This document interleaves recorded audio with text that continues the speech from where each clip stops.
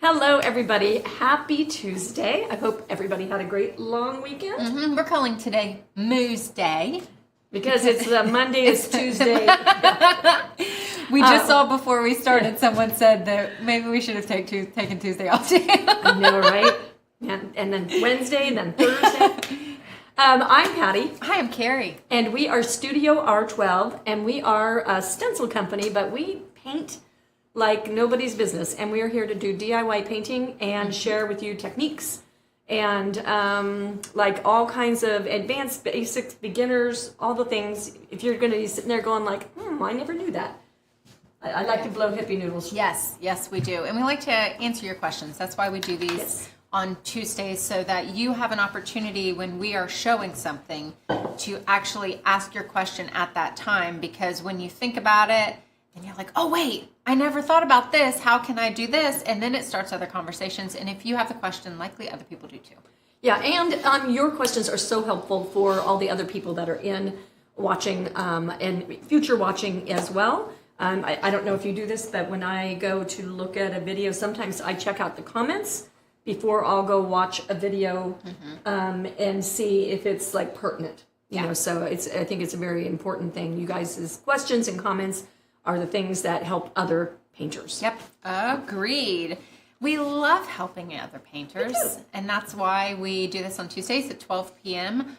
Eastern on Facebook, YouTube, and Twitch. And then on our YouTube channels on Saturday, we also release fun videos that are more succinct and have a lesson, like this video from last weekend.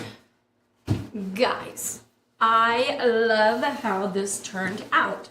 A lot of times I was really determined that I didn't want flat letters. Like a lot of times on my tall porch signs, I've had the letters just be like one color. I wanted something a little bit sassy.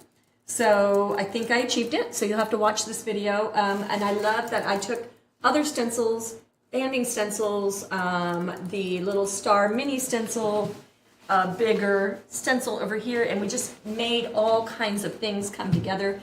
We finally got a fireworks stencil, and then I think the spattering on this is so fun because it actually, when you're looking at it really close, it looks like it's salty. So it looks actual 3D. So anyway, it was a fun project. I hope that you enjoy it, and we show you all kinds of neat lessons in this, and that is the goal of Saturday videos, is to have great lessons with tidbits that you can take with you and apply to other projects. I'm going to say, I am really glad that you prepped that surface before you just did that, because you slid it down, and I was just thinking like, splinter. So this weekend on our YouTube channel, we're not going to show you what project we did. However, we recently released a bunch of standing fall surfaces with primarily pumpkin shapes. There were a couple of different shapes, but some of our stencil fans had some really good ideas of how you could use them in different ways to make them seasonal. Oh, I love that. And so this weekend we are making the pumpkins into something else, and you'll have to tune in on Saturday to see it. Yeah, I think that is such a great thing when you can make things, do different things. Anytime you guys have good ideas, clever ideas. I was reading an article about Costco, and the new CEO of Costco started as like a forklift driver. A cart pusher or something, a cart putter or whatever.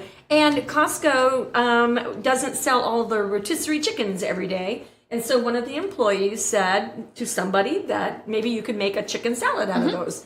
And so Costco created their chicken salads that they sell.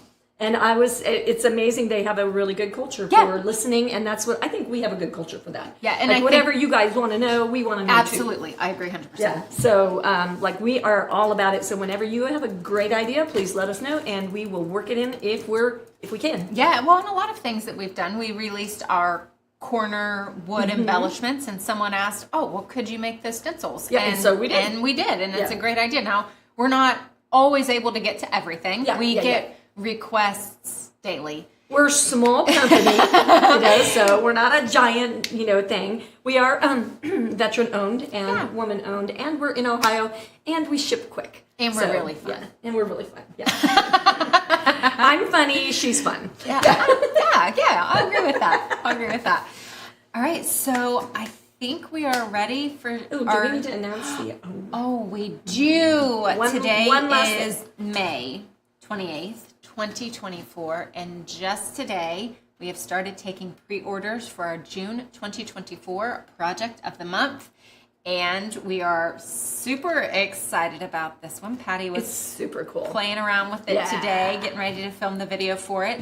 So we're taking pre-orders from now through June 11th, 2024. And this month it's going to be sent out on June 18th.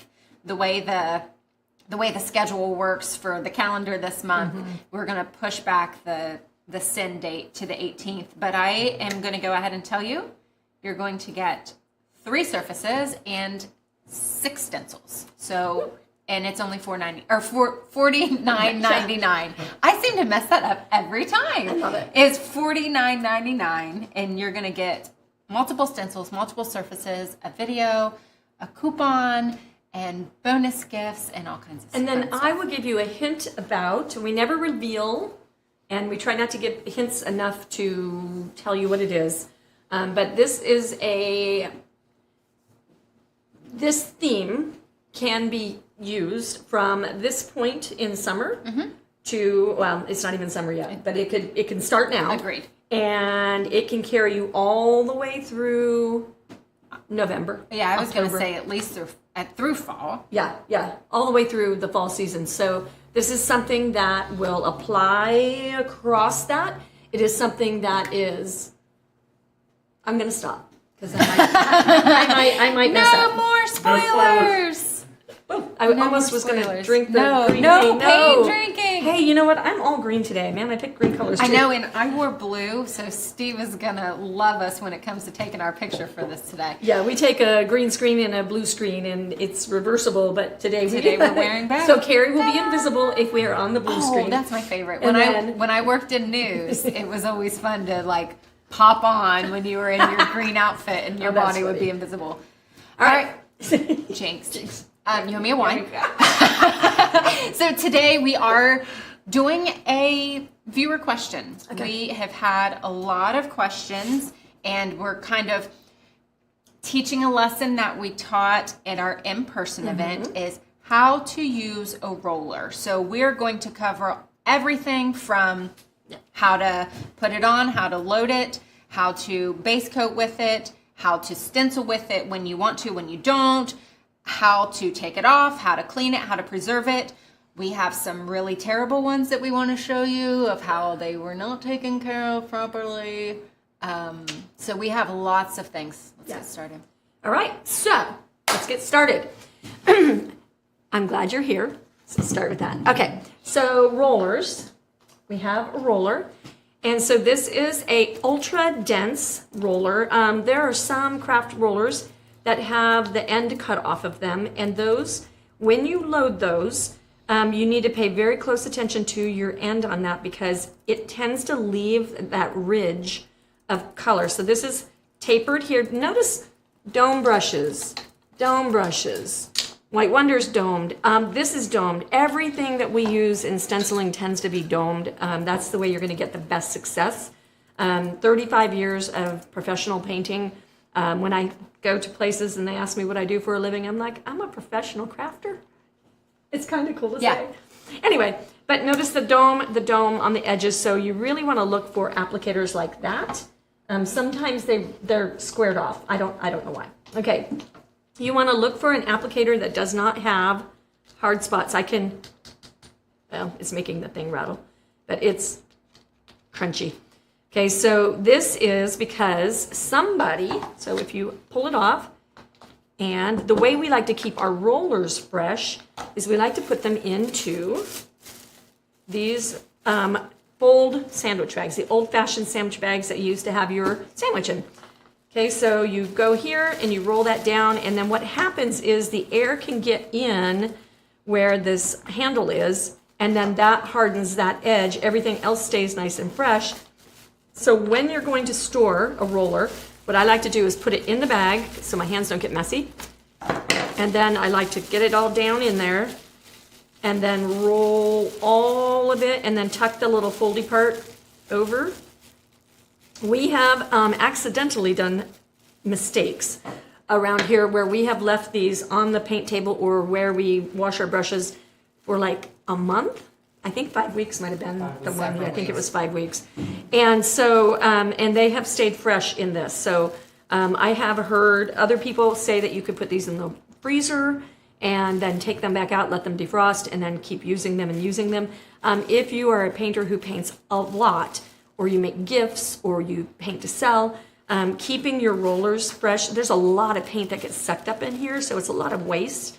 And so it's a really good idea to know that just one of these 200 packs of full top sandwich bags probably lasts us about a year. So I use them for my dome brushes when I'm going to be changing in between colors. So it's a really good technique. Take this one to the bank because that'll save you money. Okay. They're also your finishing gloves. It's also my good. Yes, I use these also to be a glove. So if I'm going to be using something yucky, I get in there. If I'm going to be doing a painting technique with a sponge or something like that, then this is my glove to prevent. And then I'm not using nitrile gloves, which are super expensive. All right, how do you wash a foam roller? I put it, so here's my water coming down like this, right? I do it just like kind of like you're milking a cow, okay? And I just do that underneath the water until it runs clear. Okay, and then also for your plumbing's sake, make sure that when you wash your brushes, either one or two things, you can pour your bucket of water, so my water that's in here, fill it with some clean water so it disturbs the solids at the bottom, and pour that in your toilet bowl and then flush it, or run it down your sink. And you can also toss it outside on the grass, and the grass will get cut and mowed and all that kind of stuff, so it won't matter. If you have dogs, be careful of that. Or run some water down through your drain and let it kind of flush itself out, because paint at the end of the day is plastic and it's just doesn't harden until it gets air touching it. So you don't want to create a plastic trap in your trap. Okay, that's the particulars. Let us talk about base coating. Okay, so I've got my roller on here, and make sure you've got a good roller that will go well. Also, so much for particulars. If you take this off and store this in your baggie, or even just go wash it, it doesn't cause rust and paint to build up on this part, and that is what makes rollers not be able to roll. So you want to make sure that this part stays clean and dry, and then you will have a good rolling roller for a long time. Okay, so I'm going to take an avocado green. I have green shorts on, a green shirt on, and it's all green day. I should have put my green earrings on. Okay, so I'm going to take my avocado, and notice I have this great big long sheet of this piece of Mylar. This is available on our website, StudioR12.com, and these are fantastic because when you roll to blend, a short sheet does not work very well. It's super irritating to blend your roller on a short sheet of blending material. Okay, so it's great on this. This has got super good weight. It actually kind of almost suctions down to the surface. It's amazing how great that is. All right, so we're going to take our green, and I'm going to start up a little bit in advance of myself. A lot of times I'll put like a bar of the paint. So now when you roll, so loading your roller is super important, and you want to get it all over that roller. And then you want to push really hard and get it evenly distributed, because it's really easy to get like a blank spot. Okay, so you want to make sure that you are getting even distribution of paint. And notice I use that right up. Now that's what I'm talking about when the waste of paint is that you're going to have so much paint loaded in this roller that you will, if you just go wash it right out, if you know you're going to use white and black all the time, like keep a wet white and a wet black.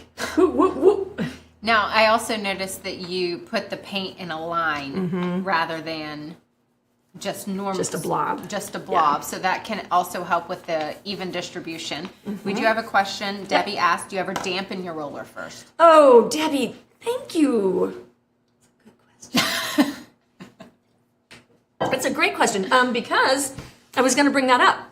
So, Debbie, thank you for reminding me. I do not ever dampen a roller because they are so already, they suck up the liquid. When you're going to have a damp roller by the time you put all that paint in there.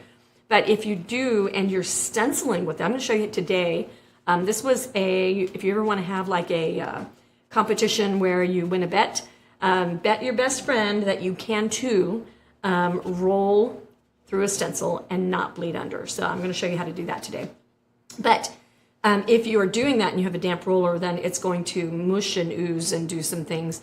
If you dampen it, the only time I could think that I would dampen would be if I was going to roll on my varnish. And so we'll talk about that as well coming up. So remind me. I will. Okay. She's going to write it down. Yep. Okay, so I've got this nice and rolled, and I'm going to push to just get it into the pores. And note, I don't have a big ridge going around here or a big ridge. It's not even reached that area yet.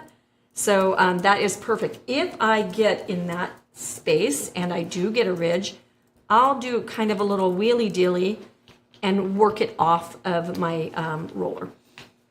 Okay, so now we go here. And then I like to start with like no pressure, just to see what I've got going on. The nice thing about rollers is you can decide which direction. So I can go this way and this way. I can go all the ways, and it's not fully loaded yet.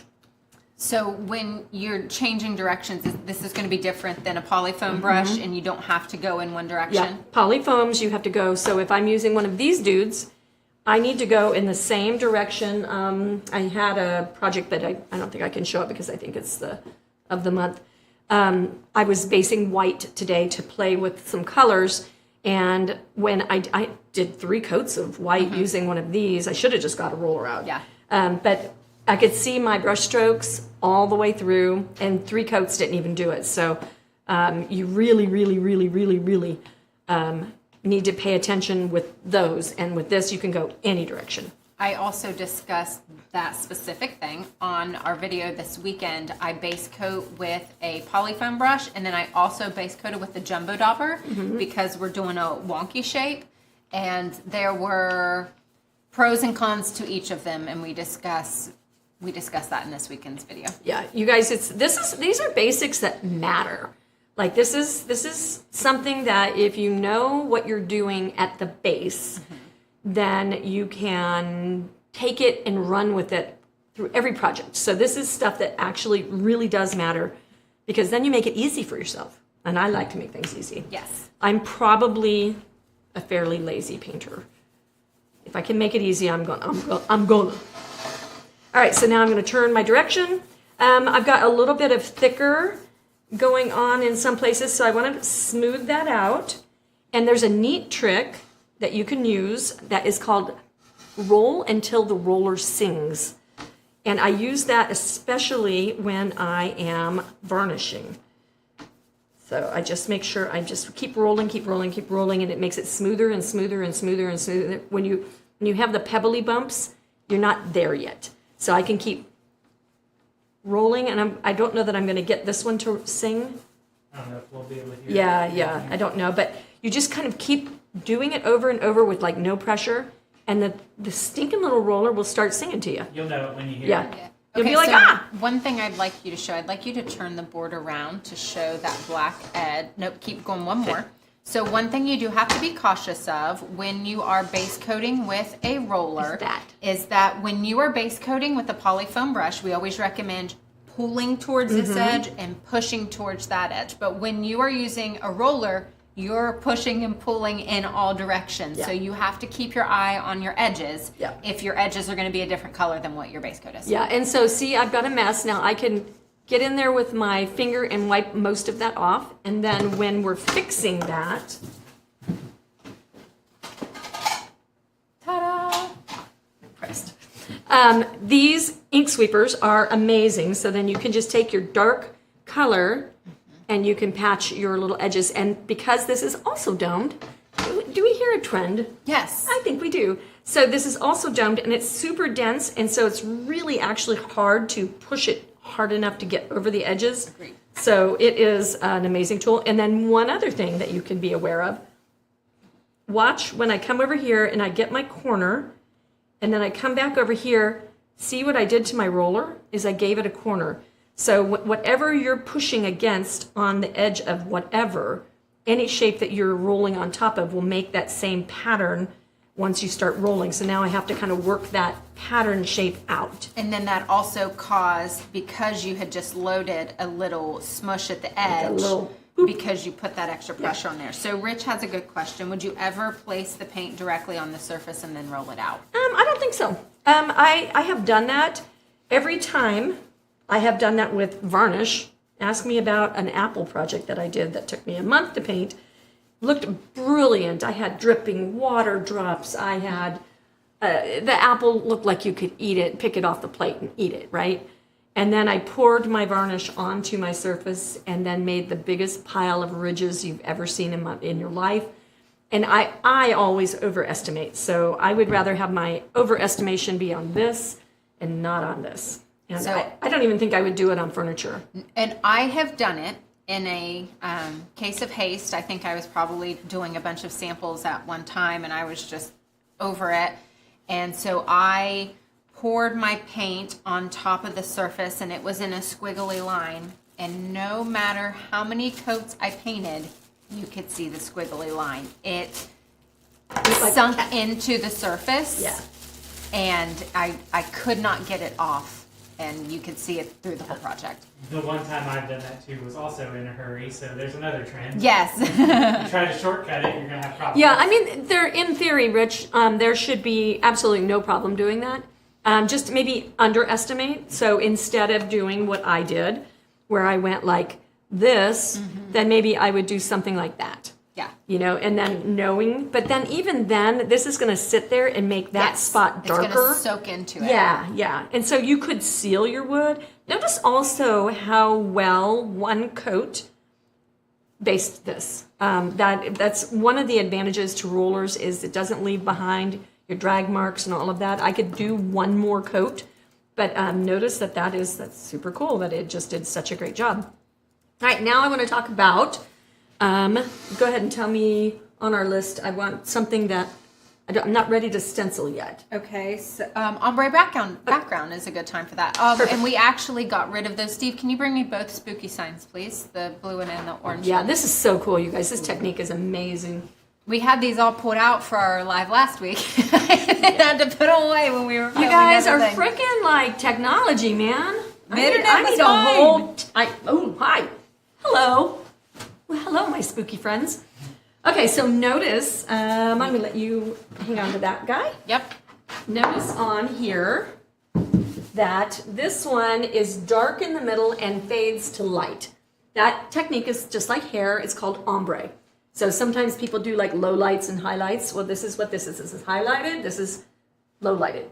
Okay, and then this one does the opposite. It's light here, and then it goes ombre to the top. So this is a really cool technique, and you can do it so well with your roller. So I'm going to show you that. Thank you. You're welcome. Thank you, Vanna. Vanna White here. Okay, so I put my roller away, and so it's super easy to just get it right back out and just get it ready to go. Now, when you start doing an ombre with a roller, it's going to wreck your roller for any other task that you want to do, unless you want to just make it all a dark color or whatever. And then if you want to keep this while you're, keep it wet, make sure you seal it all down. If you get little dry crumblies, because this got air, so paint oxidizes when contacted with air. Okay, so oxygen makes it oxidize, which makes it dry. That's what the drying process is oxidization. So you don't want this to get oxidized and have little crumbly bits of paint while you're doing this. So either chuck it or make it a tight little rolled up thing so air doesn't get in there and make it dry. Okay, so we're gonna take a darker green. Can you tell me the colors we're using today? We're using 43 and 51. Thank you. And so now what you wanna do is you want to, and these are honey bottles. These are things that the people that sell honey across the world used for honey, and it's on an Amazon link for us. And these are Sherwin-Williams paints from the little sample bottles that you can get from Sherwin-Williams. And we have a whole paint chip chart someplace. I got it. And so all of the colors that we use are numbered and they're referenced, and the number that is on them is our number. The number underneath is the Deco Art number, so we converted them all to Deco Art colors. The SW color is Sherwin-Williams, and then the hex is for your computer work. So if you have, like Elaine, our designer, she uses hex colors to make sure that all of our colors kind of line up. When we do our project of the month, she always puts a series of different color combinations on things, and that's how she gets those codes. So it's super handy to have. It is a really color coordinated, so it works. Okay, back to doing the lesson. Okay, so I'm going to load my light green, reload that, and I've got to make my project wet. And so I want light pressure, just need to make it wet because I'm going to use this color to blend that color. And you'll note that that color is really dark. And we talked about on our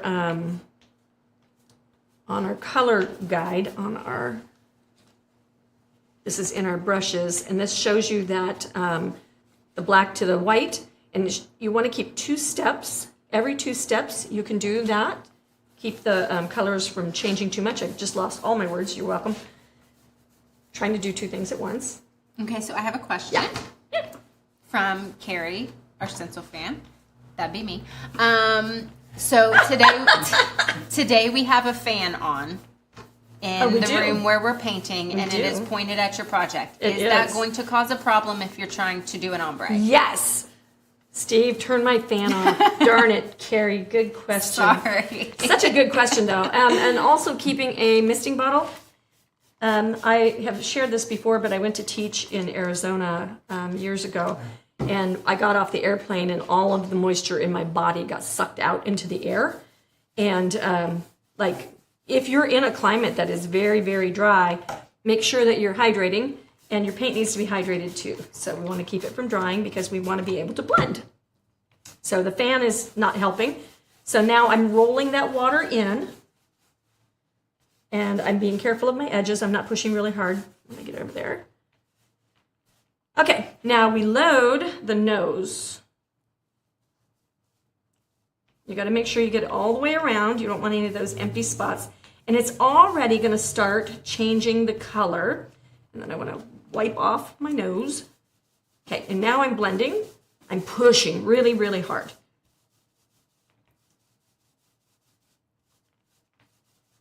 And every now and again, you'll see me, I'm rolling. Every now and again, you'll see me pick up and put it down in a different roll position, because that helps it blend the paint all the way in on the roller. I'm going to pick up some more because I think it's faded too much. So see, can you get that? Okay, Steve? Mm-hmm. See here where there's like an empty gap? So we want to just kind of toss our roller around, and then it evens it out. So you'll see me pick it up, put it back down. Okay, now we're going to come over here. I'm going to start on the side where my paint is darkest. And I'm going to roll, and you'll see me picking it up. And then I'm going to start walking.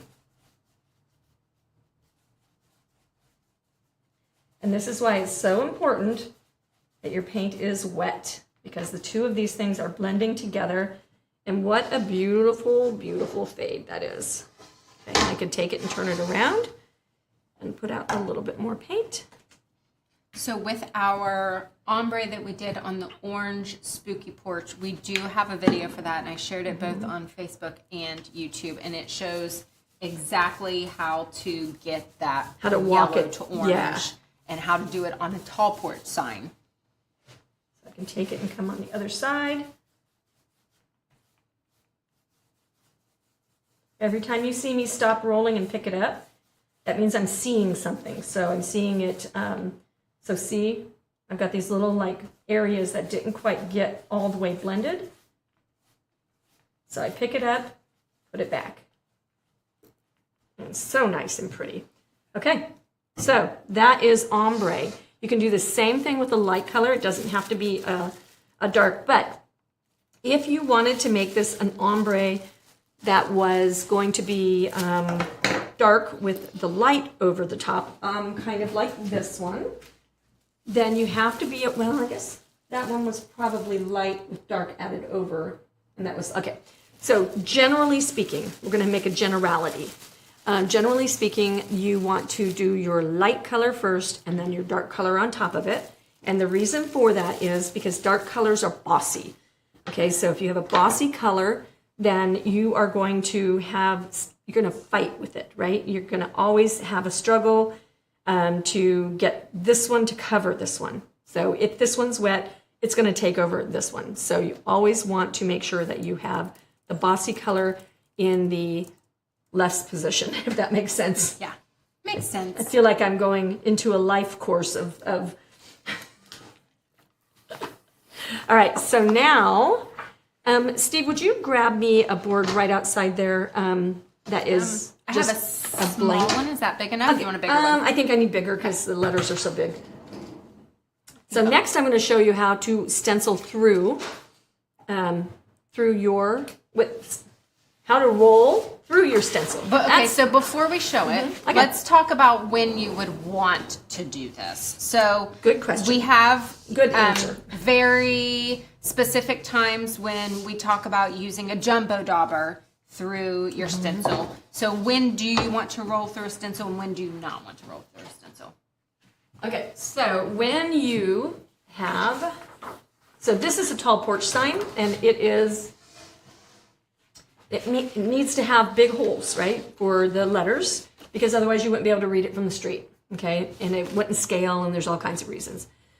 So if I had small letters like these, I could jumbo dauber these because they're big enough. If I had really fine holes, these don't work very well. But anything about this size and more, you definitely could do that. And you can do a fade with this as well, but it leaves little polka dots because also note that it's domed as well. But when you have big holes on any, like if you have a turtle or a moon or a sunshine or any of that kind of stuff, you can do this as long as you keep it wet as you go. Like I'm literally going from here and then I'm tapping it around, tapping around, tapping around. I ought to show it. Let me show you. So you always press off, and then I'm going to jump up here. Okay, so I'm going to tap in a row.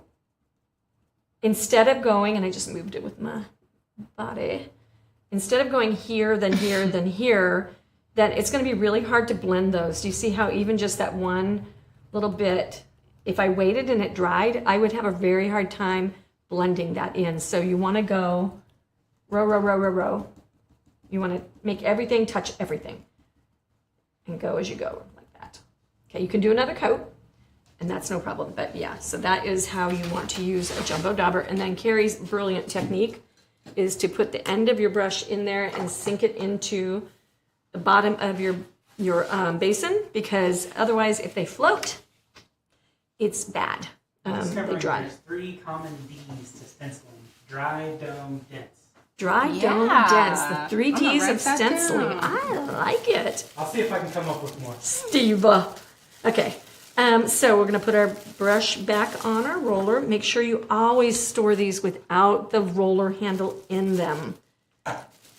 Okay, now I have got a good amount of paint on this roller because I was doing all that fading stuff. So you've got to know when you have a good amount of paint on your roller. My roller is heavy. Like it literally is, like these things don't weigh anything. And this thing is like heavy, heavy. Okay, so I'm going to roll off all of this excess paint and get that off of there much better. Okay, so now I'm not sopping wet. I'm not trying to blend things. I just want to base my letters. So now with your stencil in place, you want to tape it. I'm not doing this for show, so I'm not going to. I will hold it. Then you can do light pressure, and I'm going to show you a heavy pressure on this letter. Okay, so you light pressure. And what I love about this, it just makes such short work of filling in your lettering or any big hole thing that you have. Yeah, especially on porch signs. Like the jumbo dauber is really nice because look how much you covered, but then you see this and look how quick it is. Yeah, and then you let that dry and then you can do a second coat and let's take a look at it. Okay, so there is no bleeding under, and so I just won my bet. And it looks so pretty with the fade. So yeah, like the sky is like the limit. You can do anything. So let's reload. Let's reload and pretend like we didn't. I should have done this one first. And let's not, so if you can see it, I see a whole lot of wet on there, okay? So this is danger, danger, danger. You don't want to do this. Okay, so I'm gonna push. Oh no. Like hopefully it bleeds. It didn't. No, but there's edges. Oh, the edges are really thick, and You guys, I have just the opposite problem of you guys. I like literally almost sometimes can't bleed under, and it frustrates me because I want to show you, and I have bled under. You know, like I think on this one, I think I did. I was jumbo daubering that one, and I was in a hurry and did it. But this has got big lumpy edges. Yeah, well, it's kind of one of those muscle memory things. Like if you've been stenciling for as long as you have, like you know what not to do, and it's hard to get that muscle memory back because you've trained yourself not to stencil that way. Yeah, like the last thing that you ever want to do is clean up after yourself stenciling, because like stencils are fantastic, right? And then the way that you clean up is you get out your little click eraser, and then if your paint is fresh, let's go ahead and remove some of this guy right here. I don't have a base coat down, so it's going to do weird things with the wood. But so I can take that paint off right there, and then that's how you, so if I was cleaning up a yucky edge, then I would take my eraser, and that's water that you're seeing right there. You got to do it wet. And I would just go right along that line, and then I would wipe it away, and then I would have a perfectly good, unmessy stencil. And that dark spot will disappear. Yeah, that'll dry out. Yeah. But this is a magic technique. If you do not have one of these, you need them. They are satisfying to click. We always say they're like our kids, our adult fidget. Yeah, it's your fidget. Can you imagine if I sat here all day long and did that? I would. It would be one of those things that Carrie would quit. I would get fired for. I'd probably have to go smack it out of her hand. And these are in stock right now as of 5/28/2024. Yeah, you guys, just great, great, great. So you need good rollers. I got this Pro Pack from Menards. They are awesome. I don't know why there are yellow ones and white ones in here. I think the Menards ones are all white. I think that we put two. I think that we mismatched. Yeah, I think that they came in different batches from different places. But and then I'm trying to think of what else to add. Do we have any so other we need questions? we do, but they're unrelated, so I'm going to wait for 1 second. Did we talk about when you're cleaning, don't use soap? We did not. Great. So when you're doing the milking to clean your roller, you do not want to use soap on anything that's foam. So not on these guys. No, not on these guys. I don't do it on my brushes. Really, no sponges either. Yeah. I don't use soap for any of it. If you get stuck and you have something that you can't get cleaned, you're better off to get a cleaner of some sort. But yeah, you do not want to use soap because you'll be soaping your paint forever, and soap is going to break down the adhesion of your paint. It's a bad idea. So good call. All right. We got to do finishing. Oh, yes. Varnishing with a roller. Good job. Good job. And don't forget to wet your roller. So I have shared a playlist where we have several different videos on using rollers with your project. I've also shared links of different videos and different products we are using today. If you guys don't know, when you're on YouTube, this is something so powerful. They allow us people on YouTube to do playlists. And a playlist is like going to the library and going to the cookbook section. So it is your library organizing for YouTube. So if you really need to know about varnish, then you can go to a playlist on our thing. I'm assuming we have one. Yeah, so you'll go to, of course. We're good about this. So when you're on the front of our YouTube page, let me click on there so I can get this and tell you exactly how to do it. 1 second. you can, if you need to move on while you're. We need a new bottle of that. So we'll go gloss. Okay, so when you are on our channel, it'll have our logo and our name, and then there will be a number of different buttons. They say home, video, short, live, and then there is playlists. And we have, I'd say, probably over 100 playlists. So anytime we have more than one video. So we have a how to paint on stepping stones was one that we just made recently because we just painted a second stepping stone for a video. So now we have a couple of different ones. We have project of the month. We have how to paint with paisley stencils. We have how to paint on cutting boards, how to use metallic paints.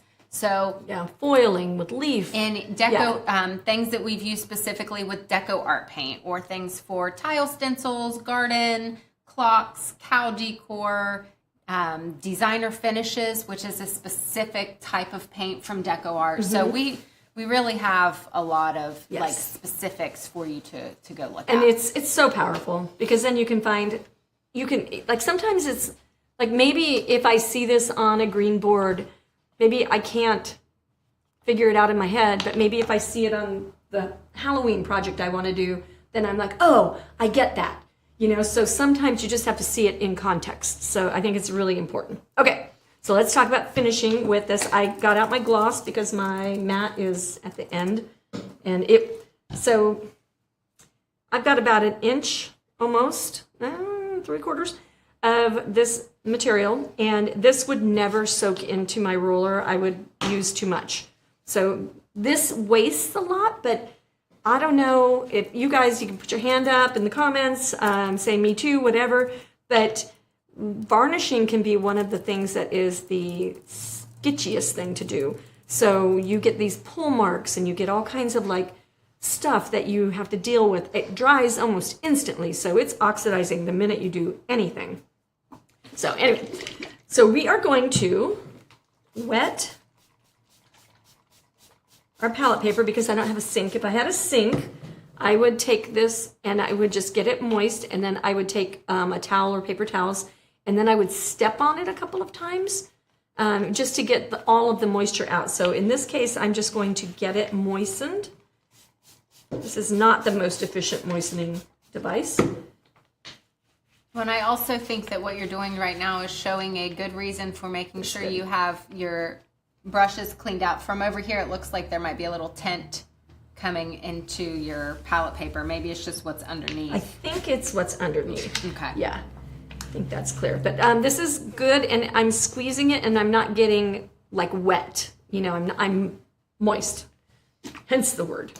Okay, so now we go in here, put our gloss varnish out, and now we roll and load.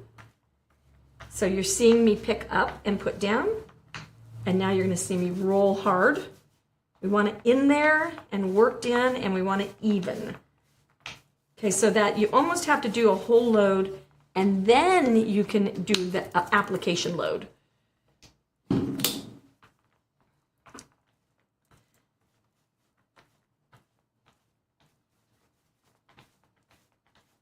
Okay, and now we'll go over here. And we're going to go with gentle pressure, and on our edges, really gentle pressure.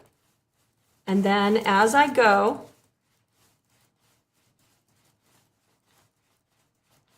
I'm just moving methodically across my surface.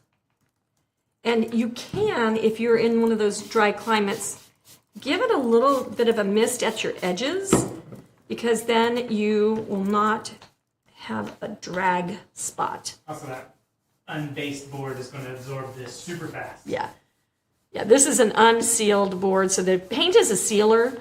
In case you didn't know that, paint is absolutely a sealer. So you can, I'm thinking and talking again.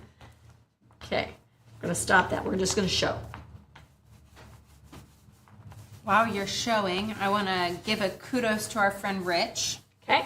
He says, just sharing, using all of your techniques and paints, I sold over 30 signs at a show over the weekend. Good job, Rich. Man, that's fantastic. What were the popular ones? Like, what was the theme?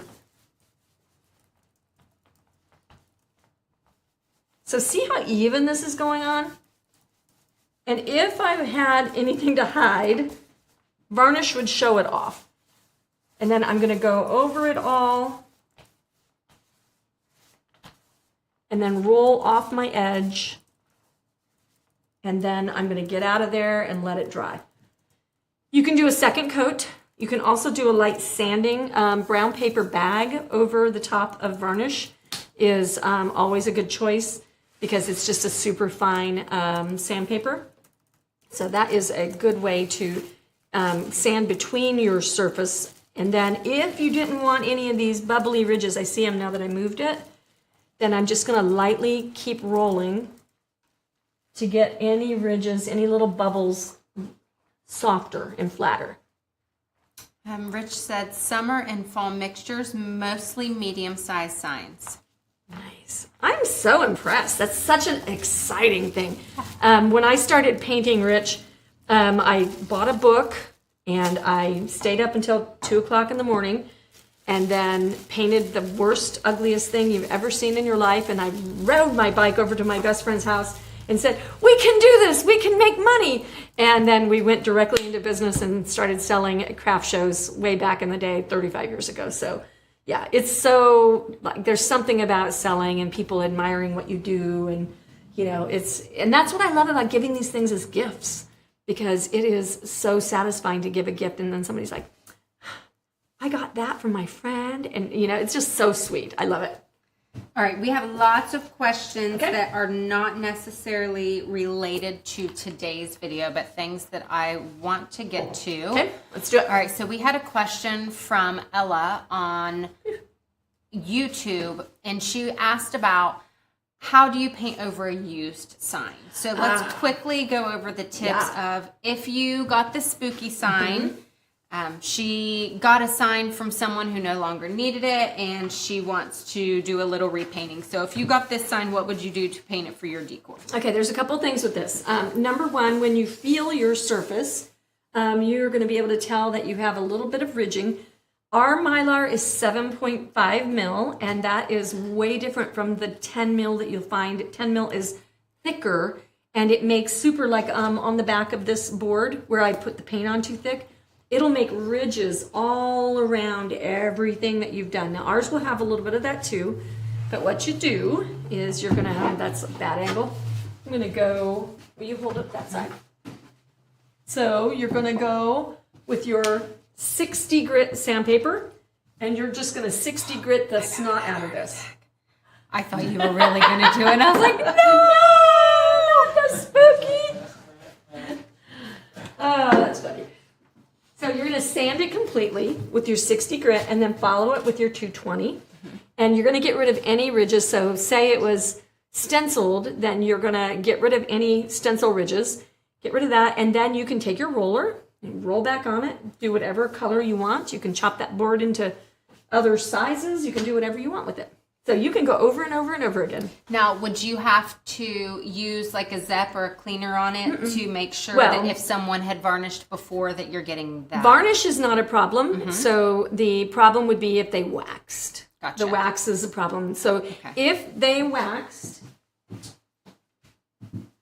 then a degreaser is going to be your big ticket right here. So you would degrease first, and so you'll spray it all over.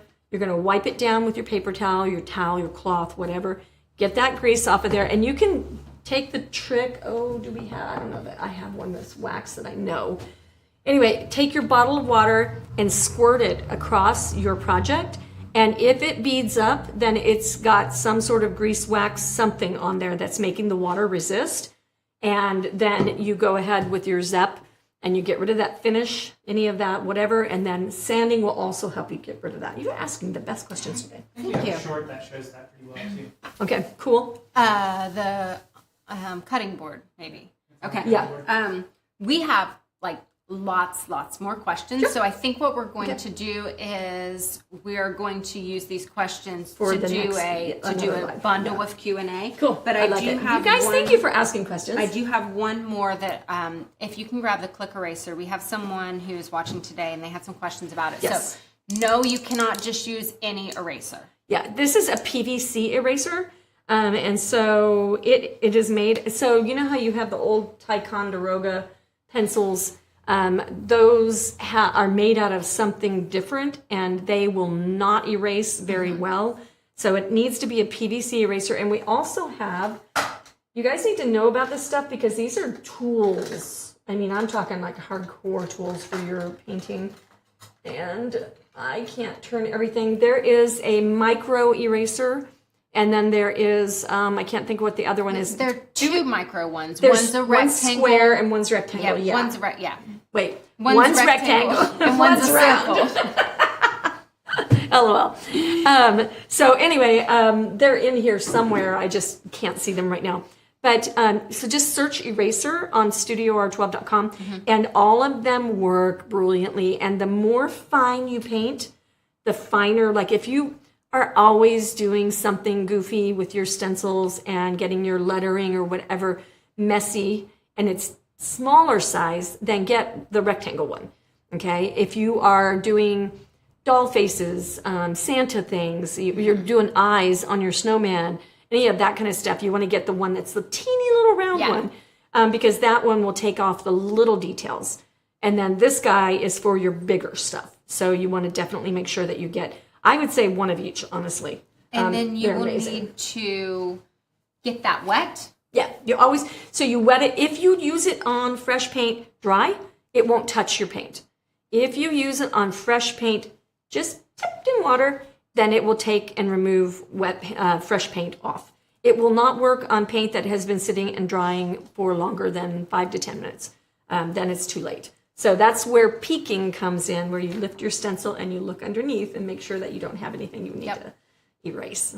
Yep. All right, so we have lots of questions, lots more still coming in. We will Either answer your question through a message, or we are going to cover it in a very I think doing answering very questions, soon I think video. that's a good idea. So we are so glad that you joined us today. Next Tuesday, we will see you again. And then don't forget, Saturdays. Happy June coming Happy up. almost June. I know, it's right there. You guys have a great day. See ya.